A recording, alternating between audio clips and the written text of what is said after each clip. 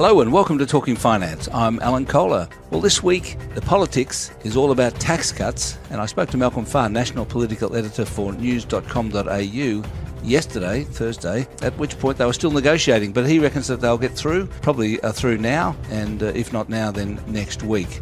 And so Mel gives us a bit of a rundown on what that means. And it's very interesting, and most interesting situation for both the government and the Labor Party. As for the economy, we're talking to Ryan Felsman, Senior Economist at CommSec. For the markets, it's Michael McCarthy, Chief Market Strategist at CMC Markets Australia, because we've got the index at a 10-year high. And finally, Shara Evans, technology futurist, talks us through what's going on with facial recognition technology, and particularly in China, where it's become 1984 all over again.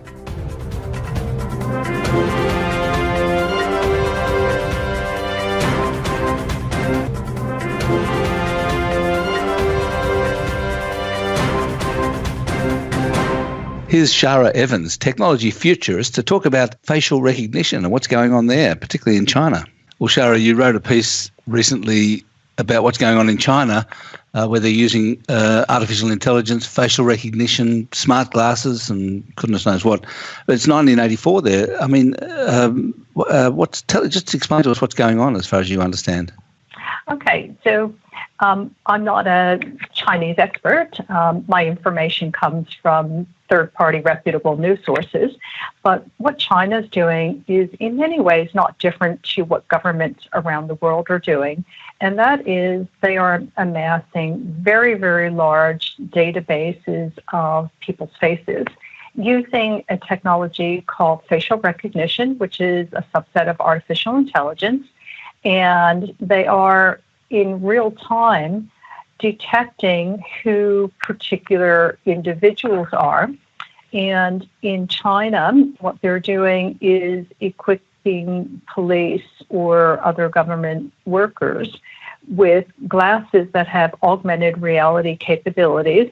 So these glasses have cameras in them that are able to use facial recognition, tap into these big databases, and in real time, as an officer is looking around, be able to identify a particular individual. So what would happen is, let's say you're looking at a crowd of people and up pops a display that you can see in your line of sight, but no one else sees it because it's in the digital world, and it might have a red box around it saying known criminal and then the name of the criminal. And they're doing it through the use of this technology called facial recognition, which is getting faster and faster and more accurate. But I do want to say a couple of things about facial recognition. First is that it is not foolproof. The accuracy of facial recognition systems very much depends on the data set and images that are fed into the system. So if you've got really high quality images, such as pictures from passports or driver's licenses where identity has been verified, or at least most people have been verified unless they're very tricky criminals, you've basically got a pretty good database of images that you can rely on for accuracy.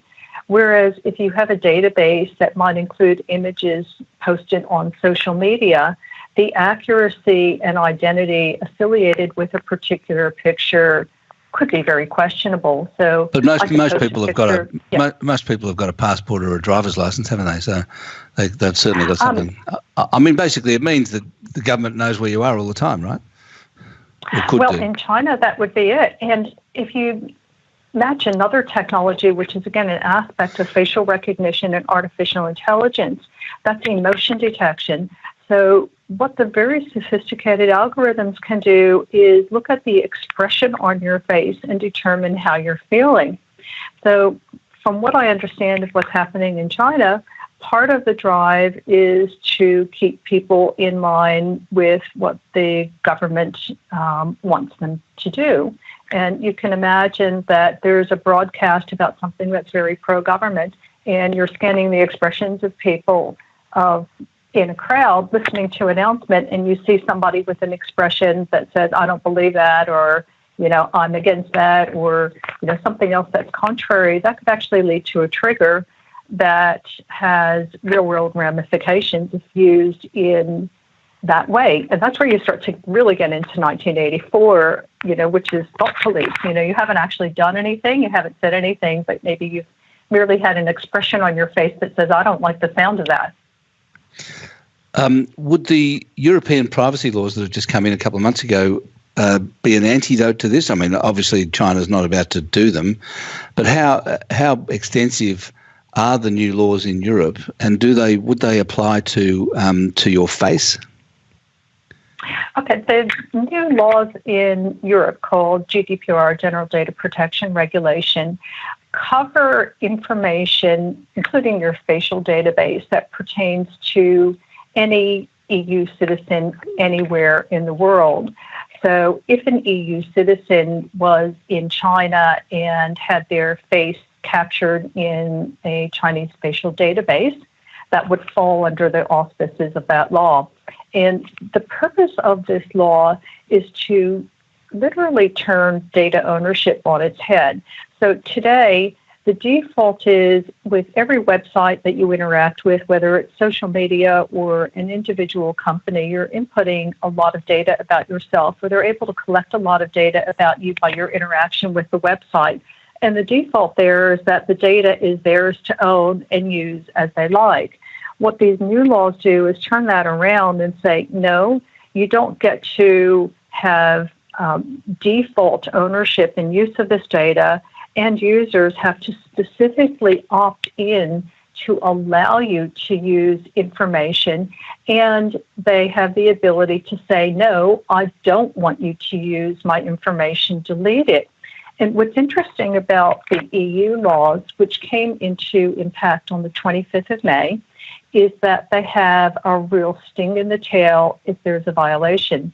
So if there is a suspected data breach, an organization has 72 hours to report it. And if it turns out that there is a breach, then there are very severe penalties. And those penalties are the maximum of $20 million euro, or 4% of worldwide turnover.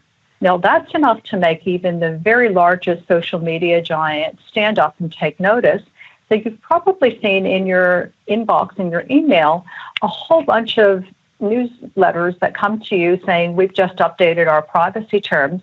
And a lot of that is because this new law in Europe has come into effect.